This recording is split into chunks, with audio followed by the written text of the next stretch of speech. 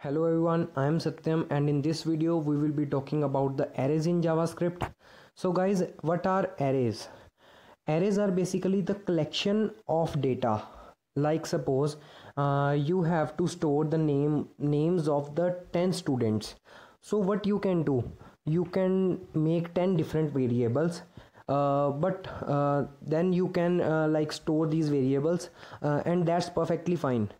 So but now think guys, now you have to manage 100 students.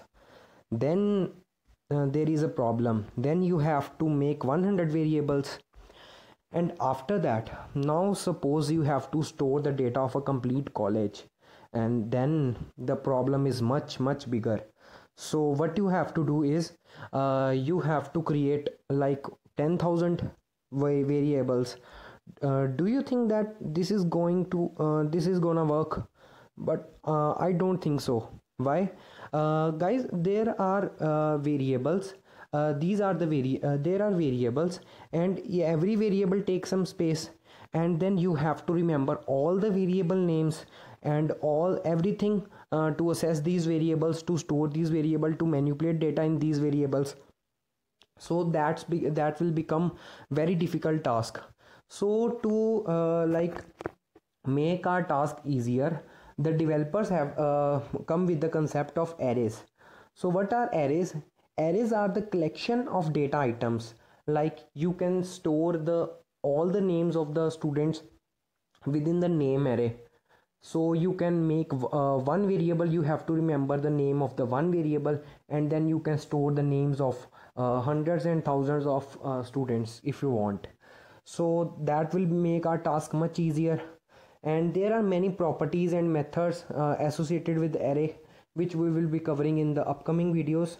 So before diving to that part, I want to ask you, do you think that it is possible to like create arrays in JavaScript that can hold integers, floating point numbers, and names in the same place? So yes guys, this is possible in JavaScript. Other languages like C and C++ will create an error, but JavaScript is much more flexible and dynamic. So it will store each and every kind of data in the array without checking its type.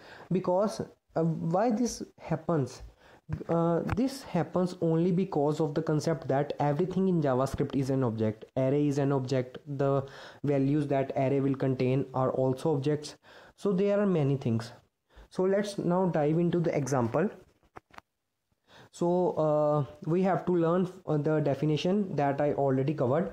So what is an array? JavaScript arrays are used to store multiple values in a single variable, and you can assess the values by referring to the index number. Now suppose you are given a task to store the names of 100 students, and then you have make an array, and then you have stored these values in the array. That's perfectly fine. So now think if you have to assess the name of someone, or you have arranged that array in the alphabetical order, and you know that on the like 72 position there is a person named Satyam. So how can you assess that? So you can do assess Satyam with the help of the index number. So the index of the array always starts from 0. So arrays are 0 index. The first value in the JavaScript is 0. JavaScript array is 0.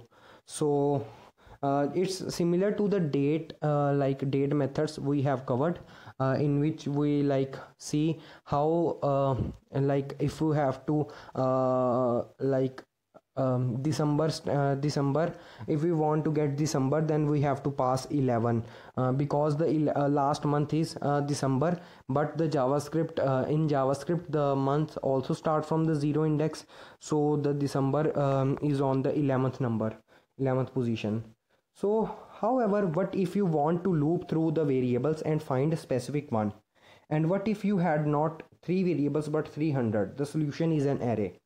As I already told you that you can create as many variables as you can, but it becomes difficult to handle these variables. So we use array in that case.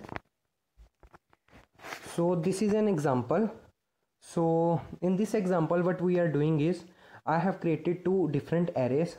First array contains all the numbers and second array contains all the strings. You can mix and match, you can mix those two also. There is nothing to worry about. So if I type console.log and then pass the array name, and then we get all the values. Okay. And now the second method for creating array is with the help of the new keyword. As you all know, we can create anything with the help of new keyword. We can create object, we can create array objects. Basically new keyword creates an object, and array is also an object, and object is also an object. It sounds quite funny, although. So I have created two arrays, ARR3 and ARR4, with the help of the new keyword. So now the new keyword contains different values, but it's not good to create arrays with the help of new keyword. Why so? Because if you pass different arguments, the output will be different.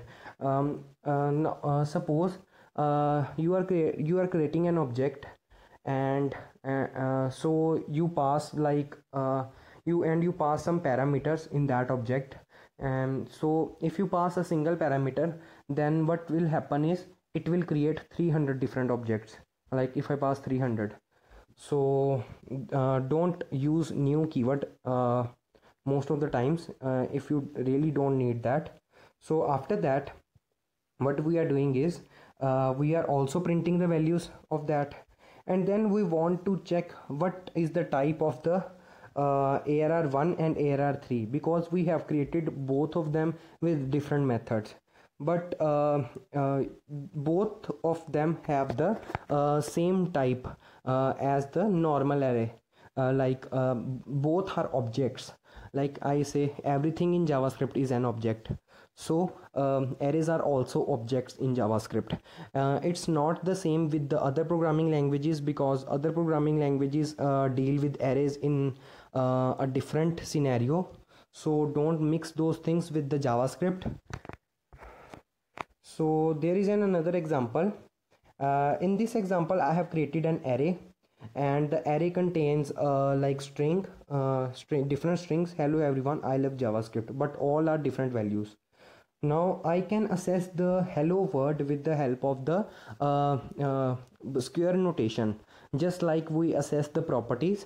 But in this case we don't have any key value pairs. All we have are index numbers, and the index numbers start from 0. So if I have to access hello, I have to pass 0. So similar is the case with the 3, and we get hello and then the love. After that I created an array and used a property of the arrays. Like I am starting from the 0th index, and I have used the let keyword here. As I already told you that let keyword helps you to create the variables whose scope is present locally to the block in which they are declared or defined. So I have declared a variable with the let keyword I equals to 0, and then the condition is when the value of I is less than the array length. Guys, array length is the number of items present in the array. Like if the array has 10 items, then the length will be 10, but the index number will go from 0 to 9. You have to remember that. In this case we are assessing the index number so that we can get the value. So we have to loop through one item less than the complete length. So after that I am incremented the value and then printing that value with the help of console. So I get hello everyone, I love JavaScript in different lines. So method 2 is we can also use the for in loop as I used in the objects method to loop through the objects. We can use because arrays are also objects, so we can also use the for in loop here. So we can use for let I in ARR. ARR is the object name, which is an array, so we can print the same thing with the help of that. So I hope now you got my point on arrays, and thanks for watching guys, and stay tuned with the Unacademy for more videos, and you can get the full source code at the following link.